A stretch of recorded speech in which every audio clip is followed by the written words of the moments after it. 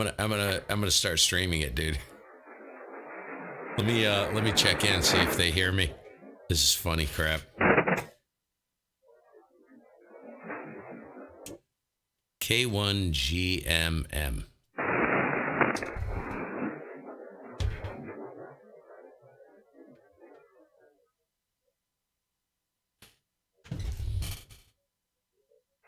Good evening, Steve. This is K1RJQ, and hey, dude. Hey, greetings, Hamlings. What's going on? RJQ. Hey, Gene, how's it going? And somebody else said, hey, dude. Hey, that's my word. Everybody teases me. Rick teases me because I use dude all the time. How you guys doing? We're good, WH2T. Good to hear you guys. There he is. Just talking politics and getting enraged and getting our blood pressures up. But anywho, what the hell else are you going to do? You got to talk about what's most important, right? I was just talking to my friend Glenn. He's down in Alabama on Zello. I said, "Oh my gosh, I got to get in here and say hello to these guys because I've been meaning to catch up with you, Rick. See how you're doing." And not sure I don't think the other station was Norm. Oh, it was K1RJQ. Yeah, Gene, how the heck are you, man? What's going on? So I heard you guys talking about that. I said, "Oh gosh, this is a can of huge night crawlers." What's going on there, Eugene? K1GMM, Southwest Vermont. yeah, not much.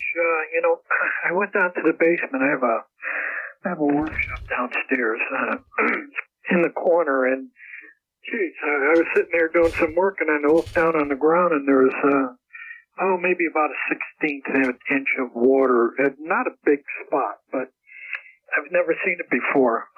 Even during the summer when we had a lot of rain. But this time, for some reason, it was enough that I just took the mop and mopped it up, and it's still drying. Nothing, what's up, dude? It didn't spoil anything, but unusual that I got rain. I have an overhang on my house, so I can't figure out why. In that area, I got water, but no other place. But we had look out. over 5 inches of rain. Look out! Wow. What'd you say? 5 inches? 5 inches. Oofa.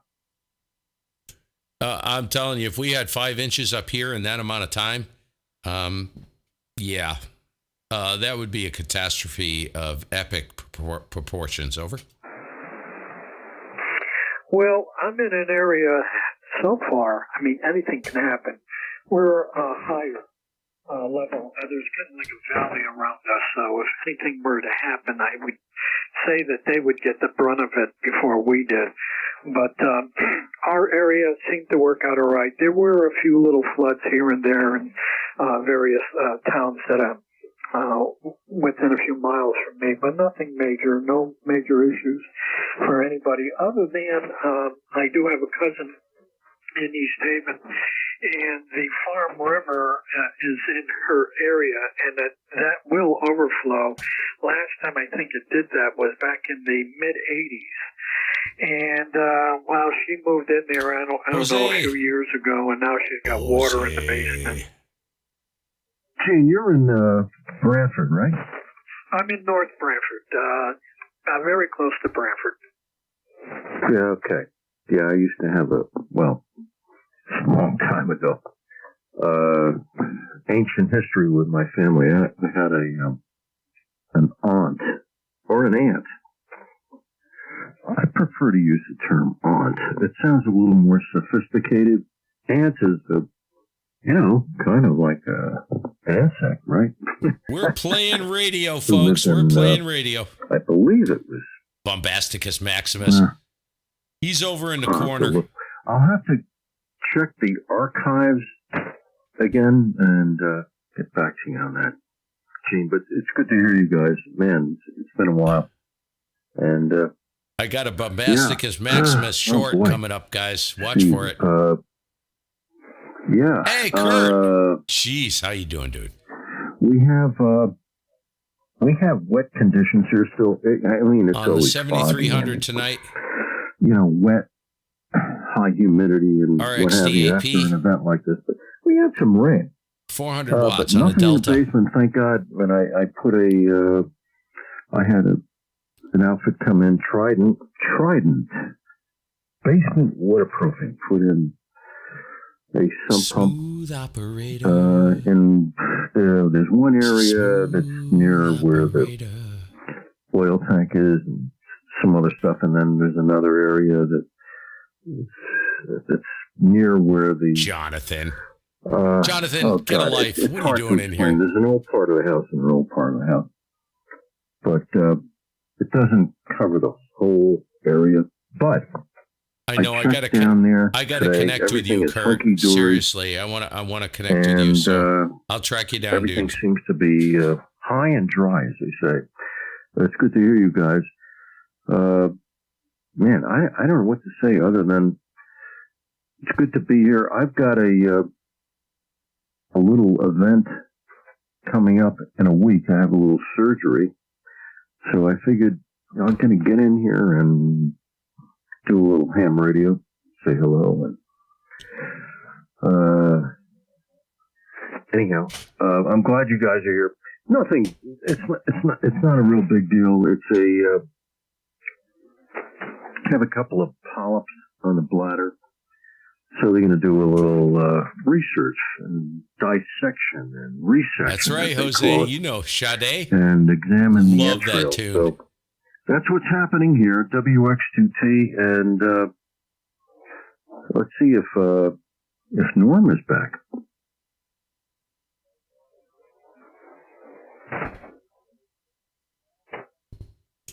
Norman.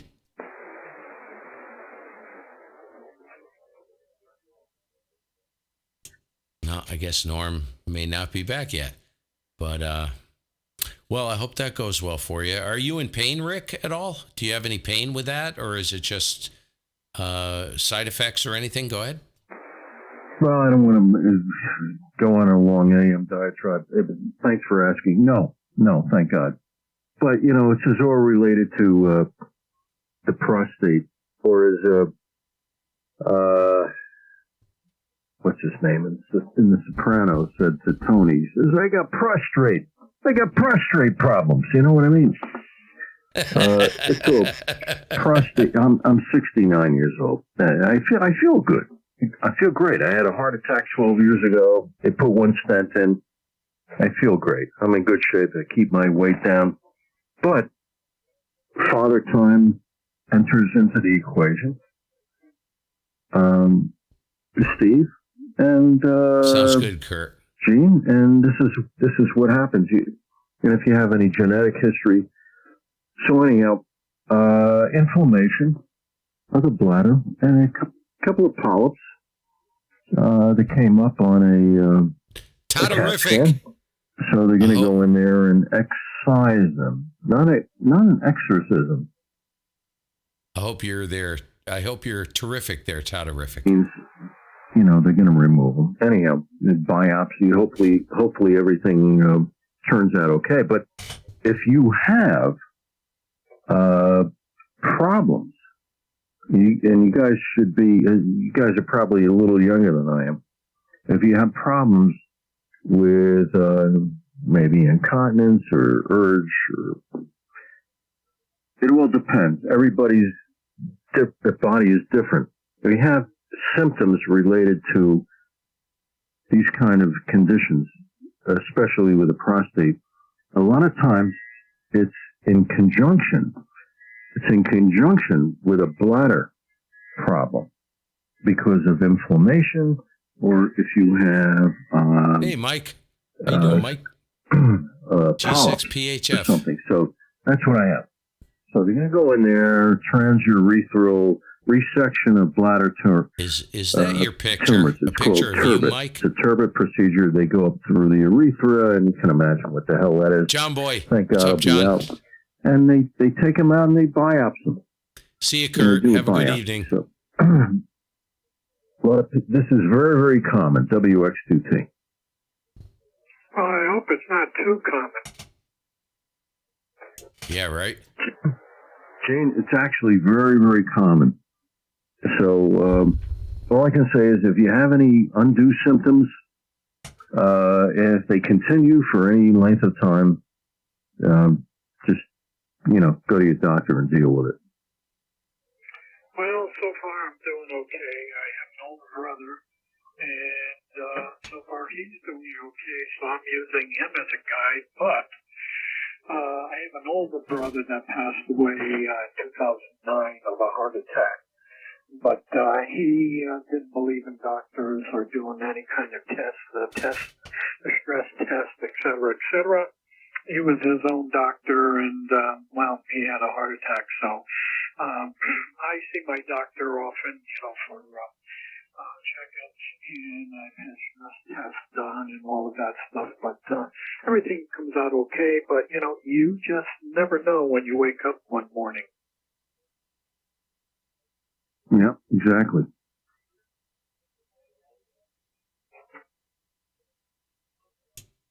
No, exactly. I was going to go back. Let me make a quick comment to you, Gene.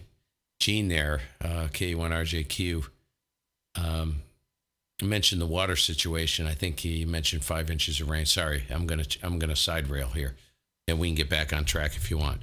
But I had issues for years here at the house where I had water in the basement and in heavy rain, right? I'm not saying this is what's going on with you, but I had a bunch of material dropped, right? So I was doing some work on the septic system, and so I had some excess material left over. So I got a bucket on the four-wheeler, and I got looking around the house, and this house was built in 1982, and the ground has settled around the house, around the foundation. So any water that comes off the eaves, in this house, it's a ranch, but it's got very long eaves. They're like 2 feet, right? So the water comes off the eaves, and it was running towards the foundation. And I actually had water coming in through the hole where the line goes out to the spring, 4 feet down. There's a line that goes down to a shallow spring, which is where we get our water down at the bottom of the property. It's about 100 feet or so, right? And the water would come down. It would come out. It would make it all the way down the edge of the foundation, come out that hole. So I took the material, picked it up with a four-wheeler, I got a bucket on the four-wheeler, picked it all up, and I built up all around the foundation of the house. And I haven't seen a drop of water in this basement since. And this was about 4 years ago. And we've been in this house since 1994. I can't believe it took me that long to figure it out. You got me thinking about that, Gene. Over. Well, my house was built in mid-50s, 55, and I've been here for 40 years. And the only other time I had water, there's a crack in my foundation. Never had issues until maybe about 5 years ago. We had a lot of snow. There was so much snow on the roof, and I shouldn't have done it. But, I was concerned, so I went up there and I shoveled the snow off. I have a split level, so on the short side, I shoveled the snow off on my deck. Okay, Mike, thanks for that. And because there was such a big pile, because I have an overhang, the snow hung there and eventually seeped down and went through that crack. And I started getting, not a lot of water, but, enough water to be concerned. Make a long story short, once spring came. Yes, it does, Q. That, I hate the monitors this high. Hate them. I forget what you call it, but it's made for water. And I painted that on there and sealed up the crack and everything. Never had any issues since then. I've been saying I need to drop this. The rain was shelf. The problem is the third monitor. So maybe I don't know the where to rain put it. was being forced in that direction. I looked. Agree with you, dude. It's the exact same situation I have here. Anything on the wall. Matter of fact, you can't even see the crack anymore. So I'm thinking for some reason maybe it might have come up through the floor. But we're only looking at an area of maybe a couple of feet wide by maybe 3 or 4 feet long. And it wasn't, it was just like a little puddle. So I mopped it up and everything, and I made a note of it. And I've been here for 40 years, and that's the first time I've seen something like that. Yeah, I hear you. Okay. I'm going to get out of here, guys. I got the dinner call in probably in about 4 minutes. So pleasure hearing you. Yeah, it's all about water table. The water table, and that changes too. That varies. So sometimes it's good and sometimes it's bad. And then depending upon how that water table varies, it gets exacerbated by either undue influences, like if you have a heavy storm like we just had. So it's very very strange. It's unpredictable. But it came out okay this time. But anyhow, I hope to hear you guys before Christmas, before the holidays. But if not, have a great holiday season. And it's always a pleasure, but it's 6:30. Yeah, that's cool, Jonathan. I would have liked to have stayed in here at least until 6:45, but the boss said it looks like it's going to be in a few minutes. So she's the chef. It's good. It's all good. So I'm going to get in there. WX2T, good hearing you, Steve and Gene. And Norm, I don't know where the hell Norm went. Maybe he got lucky. WX2T, going QRT. 7-3, Rick. I've been listening. AC3GD. See you, Norm. See you, Rick. Nice to hear you. Take care, guys. God bless. You too, buddy. Well, I guess it's supposed to get colder. I don't know how much colder. It's 41 now, but I think not real cold. I think maybe in the 30s next week, upper 30s. Yeah, and hey, Norm, how's it going? Good evening. I'll put it over to you. I don't want to leave you out. Good heavens. You're one of the patriarchs of 5-4. So, yeah, there was one thing I was going to mention. Yeah, I don't think it's going to get that cold. This is not cold, I'll tell you right now, because the last year, don't ask me when it was, the last year I went muzzleloader hunting. It was 14 below zero. Muzzleloader season in Vermont is like the first, it usually closes on like the 10th of December. And it's like 10 days, right? Excuse me. So, 14 below zero. I had been walking across, I'll try and keep this pithy. I've been walking across, had about a mile hike in, maybe a mile and a half, to this one area. It's called Beach Ridge here outside of Manchester, Vermont. I was tracking this buck. I knew it was big. It was a slammer, and I was in there every day. And the day before it closed, I've been walking across this brook, right? And everything's frozen up. And I can tell you it's not like that this year.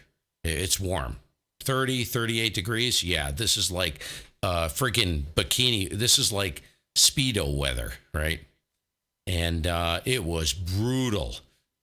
14 below zero. And I'm walking around in there. And every day I walk across this brook and I get in my position. And the last day, I don't ask. I have no idea what was going on. But I fell through the ice. And it wasn't really, it was like a small stream, but it was deep. The gun went right to the bottom. I fell face down, in the water, 14 below zero, soaked to the skin at about a 1.5 mile walk out. And I almost, I swear to God, I didn't think I was going to make it out of there to the truck.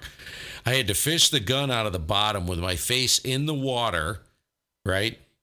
Trying to reach down, swim down, and get the gun. The pool was probably, I don't know, 4.5, 5 feet deep, maybe. And I had been walking across it all week. And so, short story long, then I said, okay, that's it. I can't do this anymore. This is crap. So I put my gun away, cleaned it up, put it away.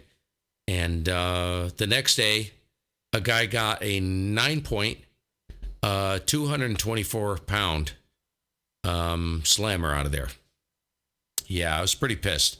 That was the buck. He just happened to go in that day, the very last day of muzzleloader season. So that was the last day I ever hunted. And quick comment on Gene on the water situation. See, that's the problem I had for years.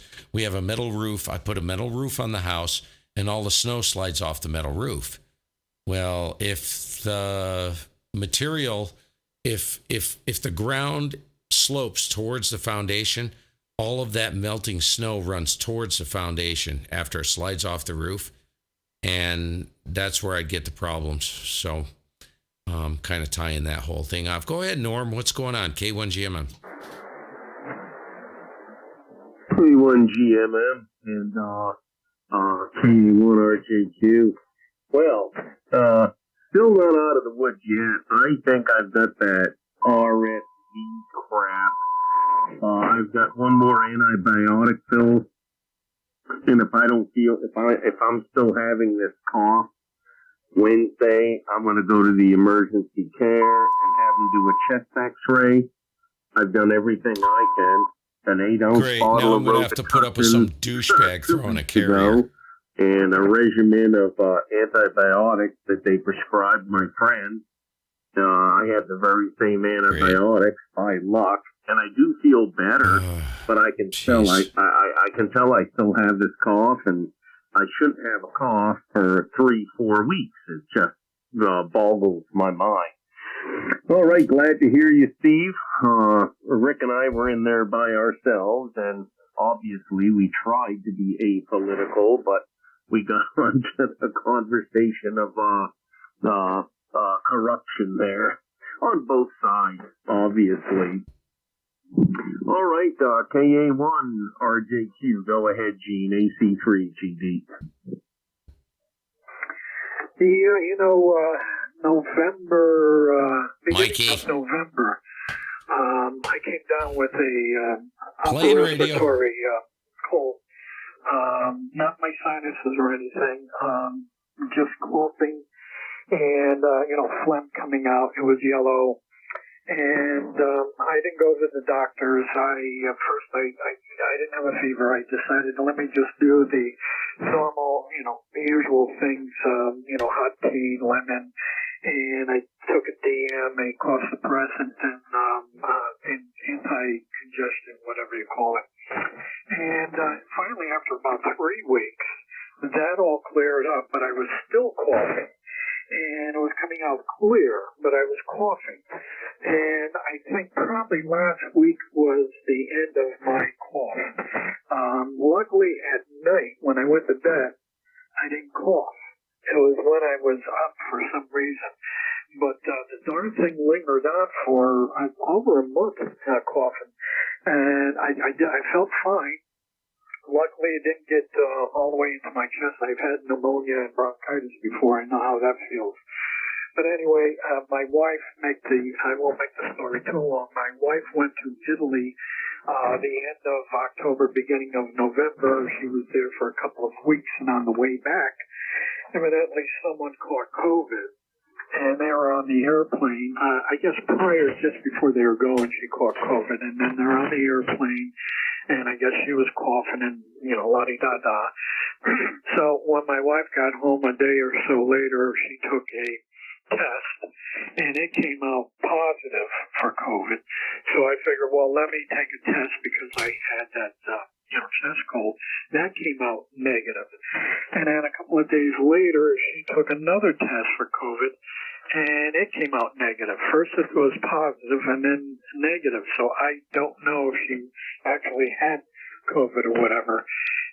She did get a Z-Pack a few days ago because, she had some phlegm and coughing and whatnot.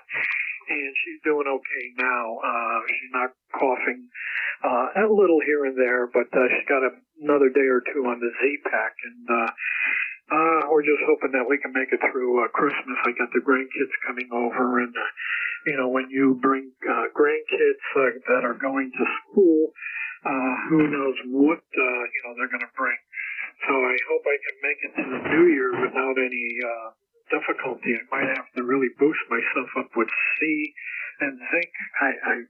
I don't know if that's going to help, but I heard it's supposed to help for COVID, so we'll see what happens.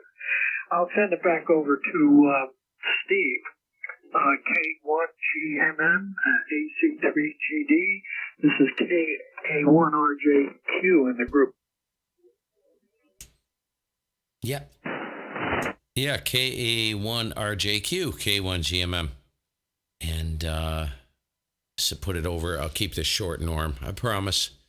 I have not had a cold, like a serious cold, in 4 years.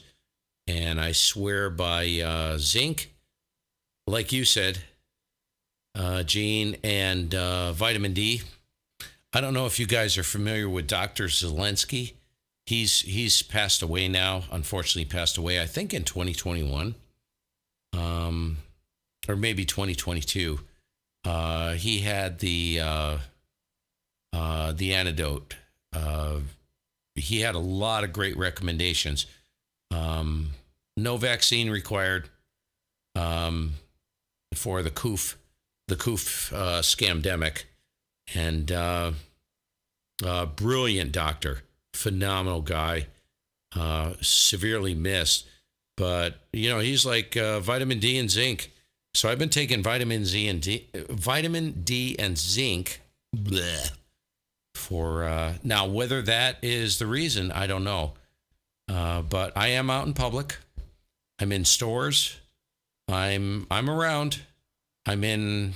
Of course, Vermont isn't like It's not like New York or someplace like that, but I don't hide in my home, and I have yet to have it. Now, fingers crossed, I have yet to have a severe cold in 4 years.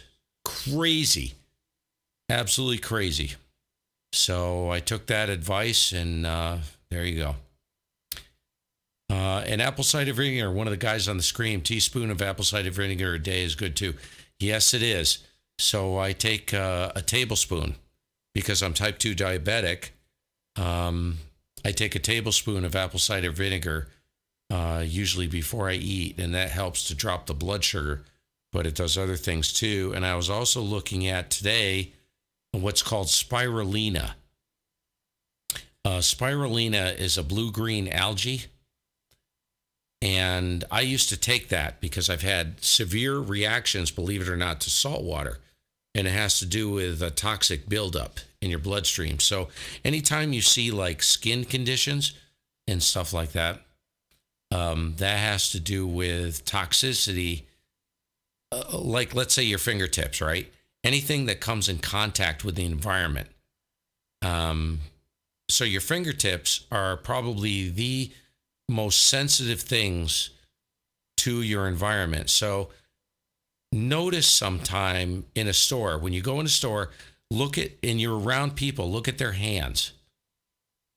If their fingertips are shriveled up, like they're that waterlogged look, that's a warning sign that they have a tremendous toxic buildup from all the crap they put in our food.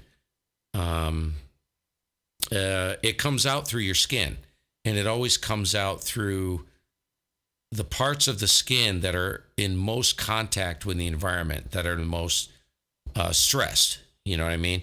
So like spirulina is great. It's a blue-green algae. I'm not a doctor. But I'll just say this, and I'm talking like 10, 15 years ago, I knew this. I went on this regimen and it completely cleared it up. It's crazy. It's crazy. But all I'm going to say is beware, because what will come out of your body will scare you half to death. And I'm not joking. It's pretty nasty. It's all the toxicity, and it works at the cellular level. It's pretty bad. Go ahead, Norm. K1GMM. Yes, I believe that we are cesspools of our environment. Chemicals, heavy metals. I know I do a lot of reloading. I always wash my hands, but I bet I absorb lead multiple times in my lifetime, and that takes years to leach out of your body. If you drink milk helps as a carrier to remove it from your body, but people aren't aware of it.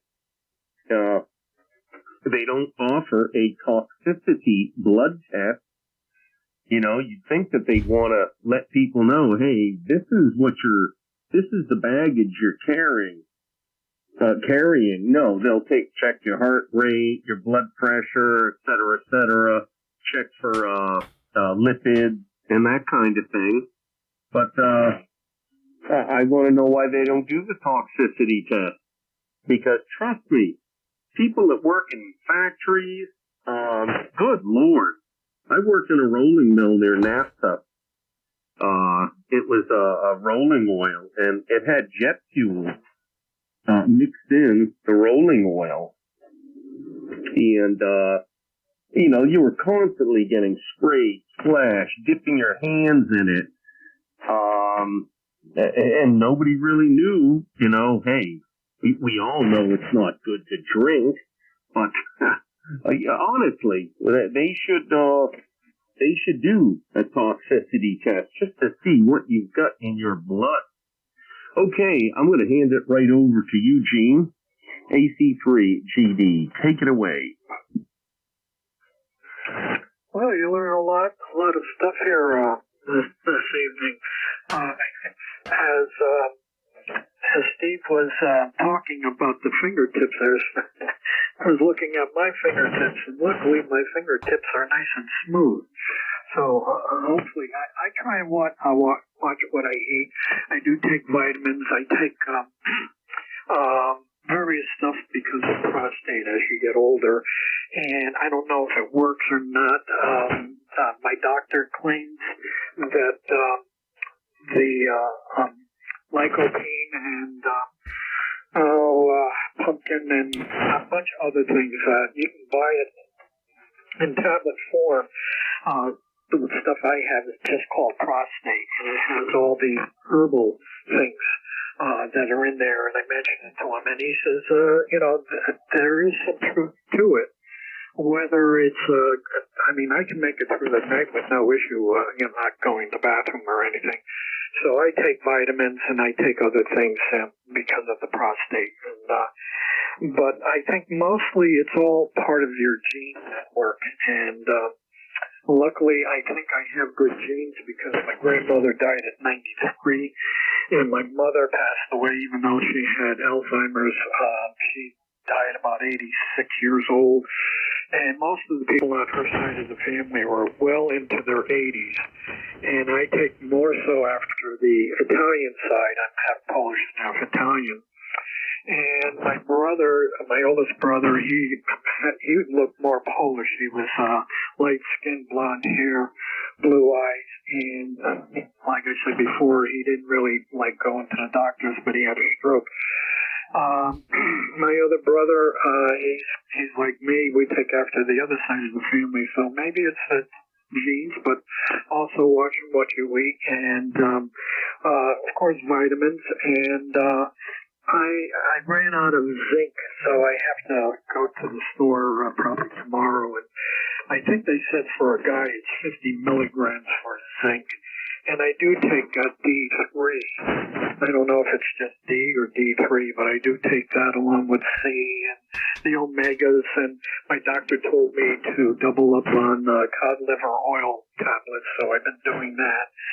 And I go to the doctor about every 3 months for blood work, and everything seems to be good. I have no high blood pressure, and I try not to get excited. But again, I think it's all in the genes. So I'm just doing what I've been doing for the past, I'll be 75 in February. And I'm just going to do what I've been doing and just hope that works out. I'm going to end it here. I have a friend up the street. Sadly, 2 years ago, he had a stroke and lost all his left side. Just doesn't operate. He can, right side works okay. He can speak okay. He remembers okay, but the left side is shot. So he has a caregiver that comes 7 days a week from 9 o'clock until 4. And we usually, whatever leftovers we have, like tonight we had some chili, so I was going to bring him some chili so that, if he needs to on his own, he can, get up and nuke it and whatnot. And I also have I buy one of those cartons of wine, OPG. And I have that sitting in his kitchen, so when I go there, we watch TV or listen to music or chat, and we'll have a couple of glasses of wine, and then I'll come home about 8 o'clock. I just walk up the street. He's not very far. So on that note, I'm going to say 73s to Steve and Norm. It's a pleasure talking to you guys, and probably hear you guys again tomorrow. And I guess I'll just button it up. K1GMM, AC3GD. This is K, A1RJQ Radio. Okay, Gene, pleasure this side. Great to catch you. And yes, D3. It's D3. I should have specified that. So hey, you're on your game. You got game. You got game, Gene. All the best there. Hopefully catch you again before Christmas. If not, have a very Merry Christmas, Happy New Year, and a very, very special holiday season. Nice to hear you. Great signal into Southwest Vermont. K1RJQ, K1GMM. Go ahead, Norm. Okay. Well, I'll tell you what. Taking vitamins, I actually was doing a daily regimen, and I didn't get sick for years. And I haven't been taking them daily. So I wonder if that weakened my immune system, not having the extra goodies in my bloodstream. It's a revelation. It's a revelation, especially at this time of year. I did get my flu shot, but it did not protect me from the flu. I know I was feeling down Sunday morning up at hunting camp, November 26th.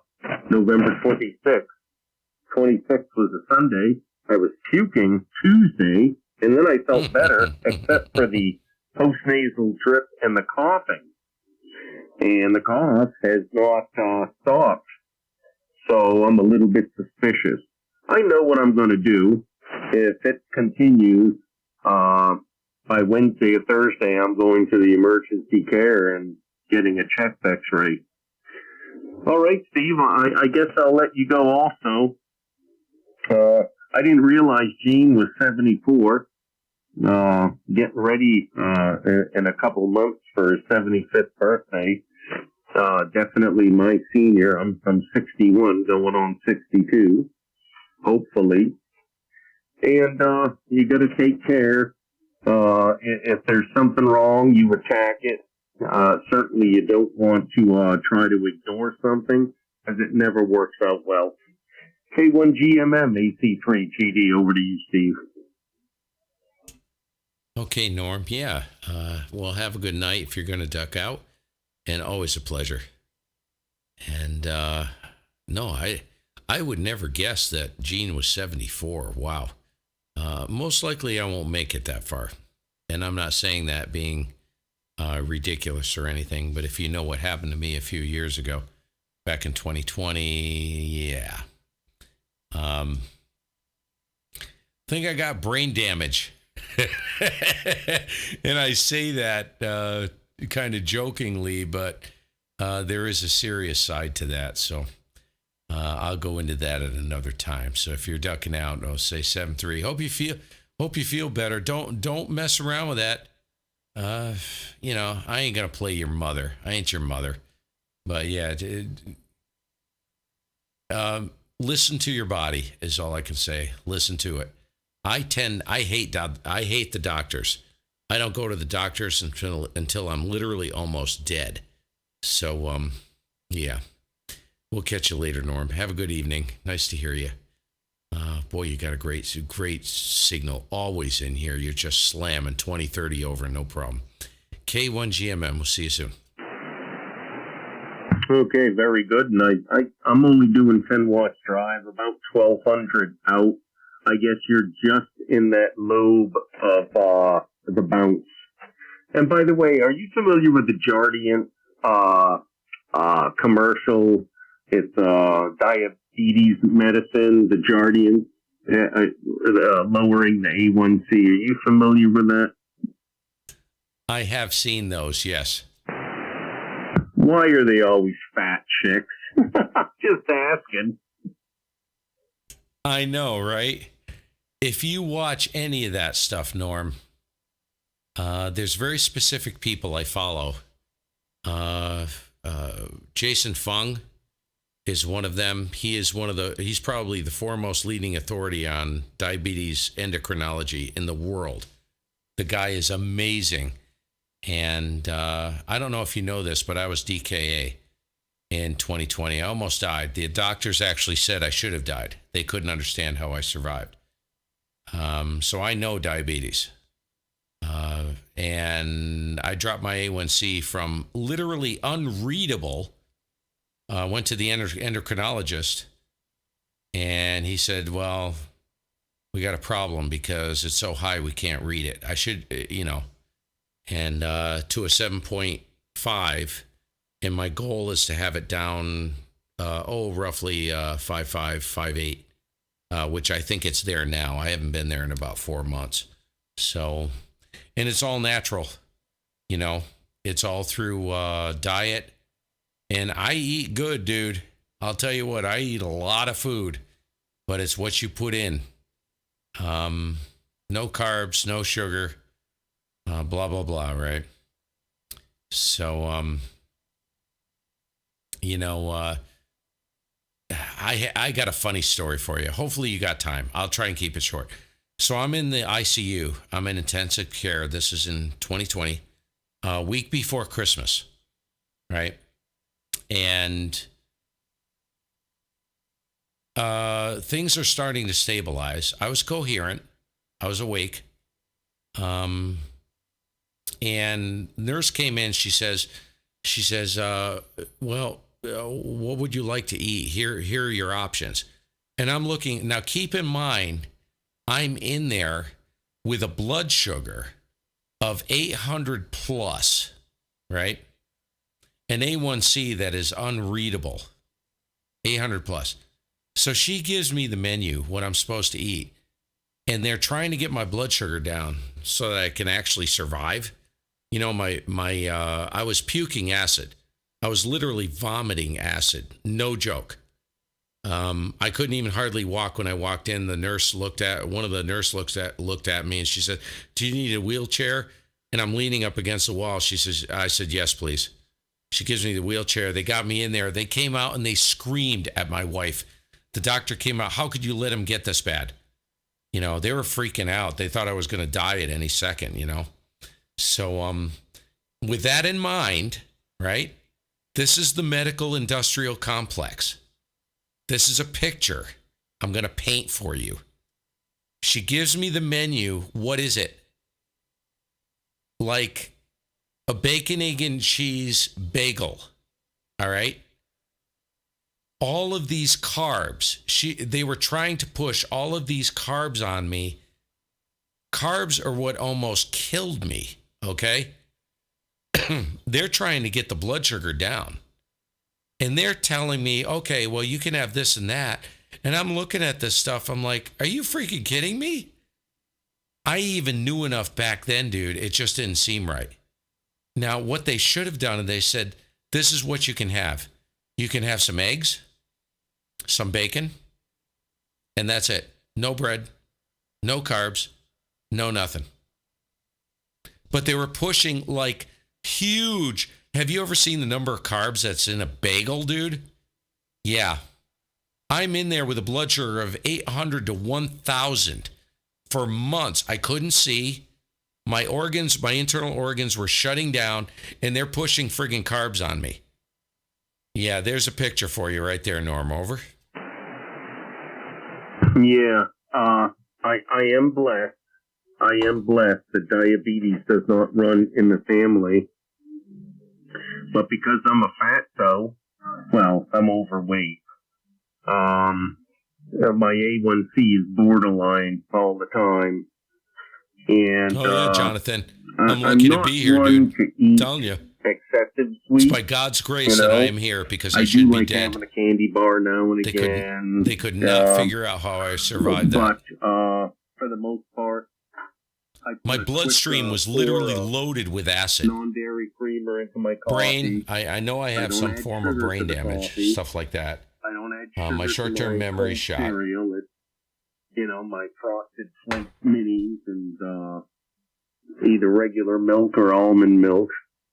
I ain't saying that. I'm saying that to warn people. If you're diagnosed with if you're diagnosed with pre-diabetes, you better freaking snap to it. That's all I can say. Like a 20-year-old, and it makes it more difficult to lose weight. I've got 2 artificial knees. I'm not going to be jogging and riding a bike. That hurts my ass. Just being honest. So I guess just watching the amount I eat, and you're right, Fred. Processed food, ultra processed food. Yep. The snack machine at you work. might as well There's put a gun nothing to your good head in there. Holy crap! The nice bear claw, the honey bun, everything in there says cholesterol. Over to you, Steve. AC3GD. Yeah, K1GMM. I'm trying to figure out if I should start doing some videos on this, because it's really a miracle, Norm. It is a miracle. For an A1C to go to unreadable to 7.5, which I believe is, I got to look, but I am literally on the threshold of being in the pre-diabetes range. And that's without insulin. I don't take hardly any insulin anymore.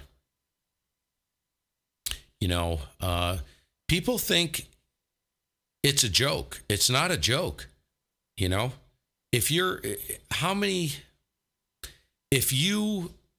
are dying, see, I can test. I got to do some videos on this and warn people, because I was warned. My nurse practitioner, his name was Will. He told me I was diagnosed. My blood sugar was 120. My fasting blood glucose was 120. What was it? 124. Anything above 124 is type 2 diabetes, right? If you go in for an A1C check and your fasting blood glucose is 124 or above, you have type 2 diabetes, period. You're done. I was, 126 or something, which put me in the pre-diabetic range. So Will told me, he said, dude, you're pre-diabetic. So he sat down with me. He said, listen, this is what's going to happen to you. If you don't get control of this, I ignored him. No rice, no potatoes. Guys are saying, nope. I'm going to start doing some videos on this, because Norm, I'm telling you, I got licensed in 2015. I never knew a single diabetic in my life. in my life. I got into this hobby, and I know more diabetics, dude, people that are type 2 diabetics than I can't even tell you. And it has to do with sitting in front of the radio, doing nothing all day long. And it is an epidemic, dude. And the problem is what the doctors do is they push insulin on you. Oh, well, here. And that's what they did to me. Oh, here, take some insulin. It's like take 2 aspirin, call me in the morning, right? The problem is, and this is all I'm going to, because I could go really deep on this and you probably won't even understand it. But this is decades in the making. You would not believe the number of people in this country alone that are ticking time bombs. If you're overweight, right? If it doesn't matter whether you smoke or whatever, it has everything to do with how much insulin is in your bloodstream. So what you end up with is most people think, oh crap, geez, my blood sugar's high, I'll take more insulin. But what got you to that point is what's called insulin resistance and hyperinsulinemia. That's what does it. So your pancreas, your beta cells crank out insulin because your sugar is creeping up, right? And over a period of time, you build up a level of resistance. So what do the doctors tell you to do? They say, oh, here's some insulin. Take some insulin, call me in the morning. That makes it worse because you have so much insulin in your bloodstream. You see what I'm saying? So that's why if you go to the ADA, the American Diabetes Association, it says that it is a progressive disease. It is not. You can put type 2 diabetes completely into remission and have a normal A1C. But see, the doctors don't believe that. The medical industrial complex is literally criminal, dude. It's criminal what they're doing to people. Over. I had talked with somebody else about how, and it was just today. So yes, I do understand what you're saying. And yes, I do agree with you. I gained weight when I got my office job. So I would have to think, and I have been proactively putting the pen down, locking the computer screen, and walking to the other end of the plant. Whatever BS. Hey guys, just to let you know, I had black bean soup last night, and it literally, my blood sugar bumped. I had 2 bowls of it. To the machine floor. Now keep in mind what I just said. Think about that for a second, where my A1C was. No insulin, my blood sugar went to about 150. On another band, and they said. But the problem is, the issue is there's so much fiber in the black bean soup that a physician to it hits your bloodstream much more slowly. That may be needed at that time, but they want to keep you on it. Like now you are in the squirrel cage for the rest of your life instead of promoting what not to eat. You know, I mean, I eat potatoes. You guys tell me whether I should start doing some videos on this because I have so much information. Wheat bread is still tell me if I should do this in regards to ham radio. Because this is an epidemic in ham radio, I'm telling you. Put it in the chat. Let me know if you want me to share my experience. Did you know there's sweeteners in my damn beer? My beer has corn syrup in it. Everything. They have put sugars in ketchup. They have put sugars in mustard. For the love of kind Christ. And if they want things to taste good, because if they taste good, the fat school marm is going to push it on her kids. Look at the kids, how fat they are. I mean, when I was growing up, there were only 3 people that were fatsos in grammar school. Now I go to my grandchildren's little holiday skit, And they're all a bunch of fat bastards. Holy crap. And it's the food that they're being fed. K1GMM AC3GD. You see what you did? You got me started. I know, dude. I know. It's one of those hot button things, isn't it? High fructose corn syrup. The absolute worst thing that you can put in your body. Unbelievable, Norm. What we are doing to our bodies is unreal. High fructose, anything you see on the back, if you see that on a label, throw that freaking crap in the trash. I'm telling you. Throw it in the trash. What most people don't realize, see, they associate with with diabetes. It goes much deeper than that. It's inflammation. Inflammation in the body, like they have connected sugar, right? These are peer-reviewed clinical studies. This is not a bunch of hooey. They've connected sugar to cancer. I know it sounds crazy, but if you look at what they're promoting, the American diet, right? The American diet, remember? See, you're old enough to remember this. High carb, low fat.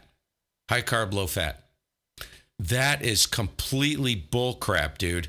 What you want is high fat, low carb. There are countless clinical studies where people have gone, check it out. Go do your own research. Look at the clinical studies. What's called a carnivore diet, right? They don't eat vegetables. People eat nothing but meat. You can go in for a high resolution CT scan. And what they do is they look at your arteries around your heart. And you can eat a carnivore diet, high fat, low carb, no sugar. Now, according to the American program, like what they tell you is an acceptable diet, it's completely polar opposite. You'll go in for a high resolution CT, and your arteries, dude, are literally nothing. There is zero plaque buildup in there. They've done these clinical studies. It's incredible, dude. So it's completely opposite of what most people believe. Oh, yeah, high carbs. Have you ever looked at what's in a bag of Doritos? Go do some research. You want to talk about carbohydrates and crap? Go look at what's in a bag of Doritos. I know, because I'm a Doritos freak. I grew up on nacho cheese Doritos. Dude, like I said, you might as well put a friggin' 44 Magnum to your temple and pull the trigger with a loaded chamber. This stuff, dude, is the worst stuff you can eat. It's poison. Total poison. Over. Yep. Death by 1,000 cuts. Killing us with our own kindness. Yes, I like ranch-flavored Doritos. Hard cheese is good, actually. Hard cheese is good. The calorie count that they put on the bag. If you've got the munchies, you're hungry, and you want to, get a quick snack, you're going to buy it. Oh, I got the dinner call. I can see a day of reckoning, and I've recognized that I didn't need a doctor to tell me, hey, you got a problem. I've recognized it. I could lose 80 pounds and it would not hurt me.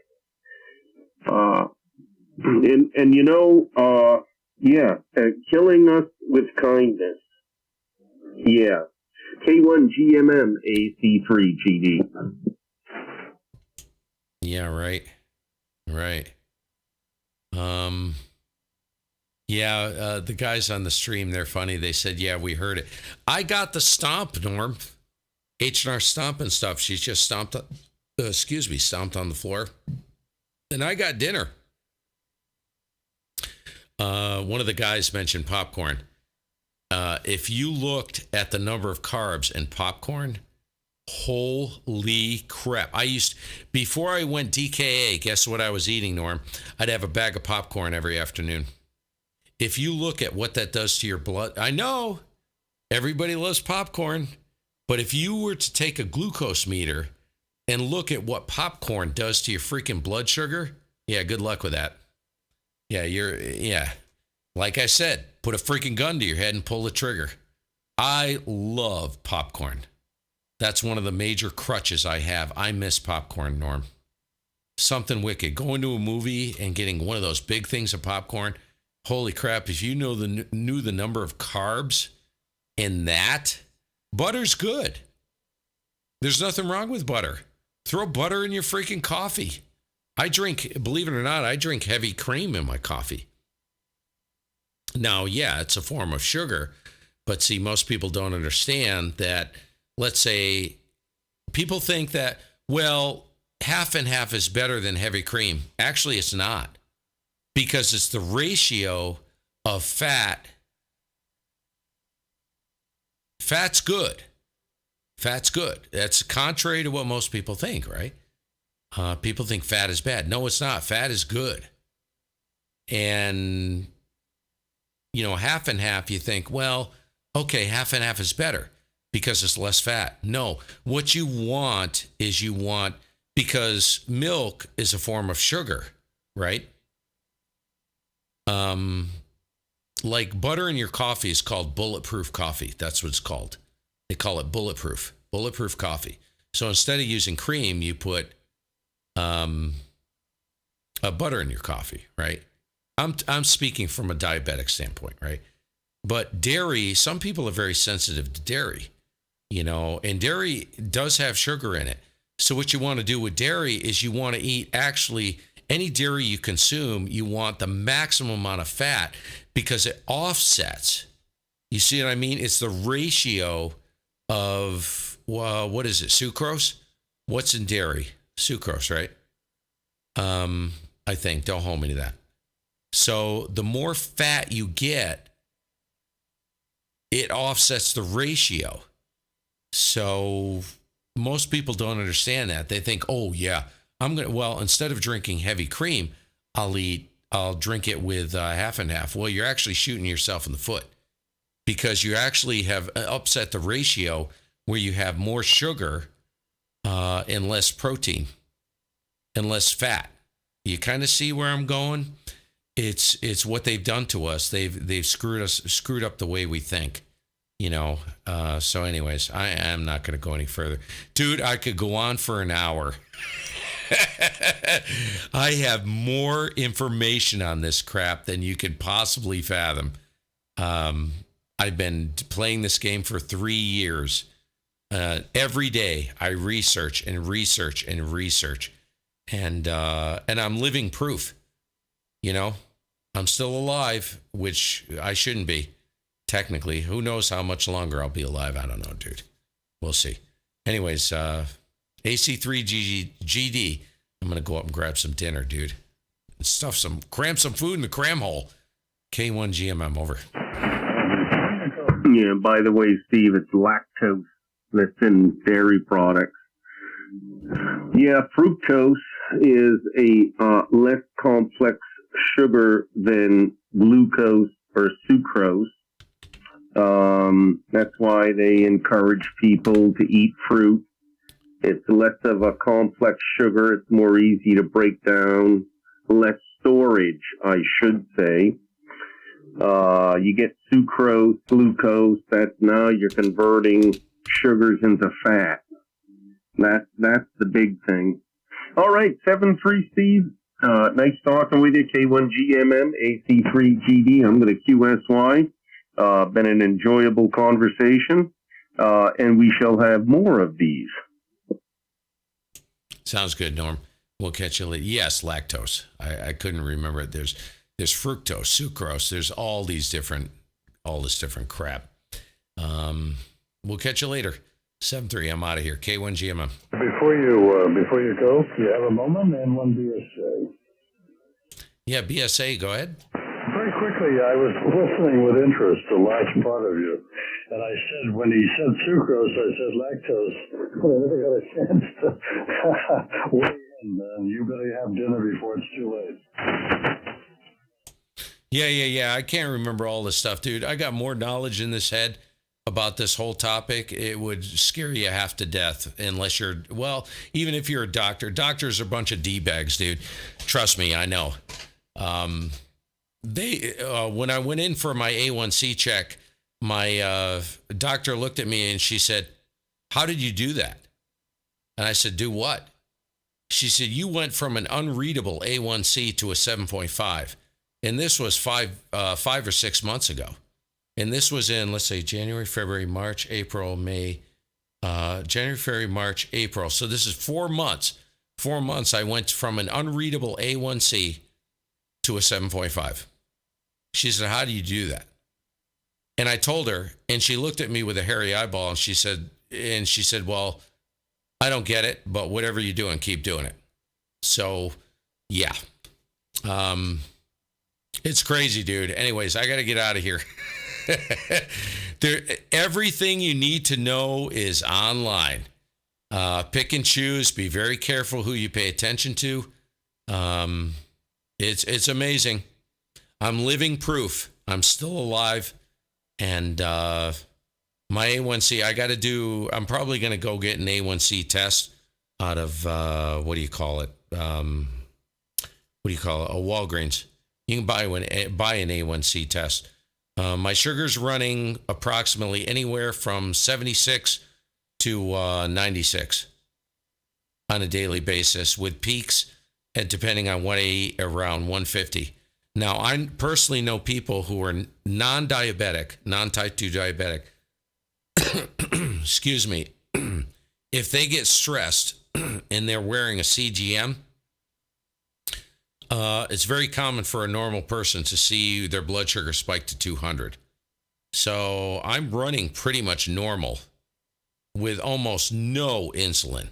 The only time I take insulin is for a corrective measure if I really spike. We're talking like over 200. So, yeah. It's all out there. It's all out there. Just pay attention to, be careful who you listen to, and there's some very credible sources out there. Anyways, we'll catch you later, man. 7-3. Have a great holiday season. K1GMM. I got to go. Yes, the key for most people is to make sure circulation. All right, you guys, I'm out of here. I don't really care what this guy has to say because I know what works. So we'll catch y'all later. I got to do some videos on this because I'm telling you, it will change. Yes, I do intermittent fasting. 24-hour fast. Do it all the time. What you got to do is you got to get you got to reverse the insulin resistance. That's key, but remember, hyperinsulinemia. You guys do some research on that. People think it has to do with just insulin resistance, but what causes insulin resistance is running high levels of insulin for an extended, possibly decades. That's what actually causes the insulin resistance. So I know, Jonathan, I should. I've got so much information. It's like unbelievable. And I'm not a doctor, you guys. Don't think I'm a doctor, but I'm living proof that the program that I'm on, just look at Jason Fung. Go follow Jason Fung, and there's a couple other guys. Barry. What is his name? Barry. Really fascinating stuff. So we'll see you guys later. 7-3. All the best there. God